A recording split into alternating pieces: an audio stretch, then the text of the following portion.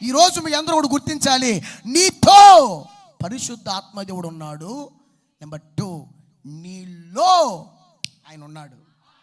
నచ్చిన వాళ్ళు మాత్రమే గట్టిగా ఆమేనని చెప్పండి. మీరు 2 చేతులు పైకెత్తి ఆమేనని చెప్పాలి. హల్లెలూయా. ఈ రోజు నుండి పరిశుద్ధాత్మ దేవునితో నువ్వు మాట్లాడుదువుగాక, సహవాసం చేయుదువుగాక, ఆయనతో నడుచుదువుగాక, ఆయన రుచి ఎరుగుదువుగాక. గట్టిగా హల్లెలూయా, హల్లెలూయా.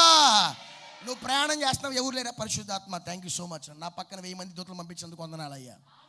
పక్కన పిచ్చి ఎవరితో మాట్లాడుతున్నావురా? పరిశుద్ధాత్మతో. ఆ అనుభవంలోకి రావాలి. ఆయన నీతో ఉన్నాడు, ఆయన నీలో, చెప్పండి, నాలో ఉన్నాడు. మంచిగా ఎవరిలో ఉంటాడు? ఎవరైతే బాప్తీసం తీసుకున్నాడో వారిలో ఉంటాడు.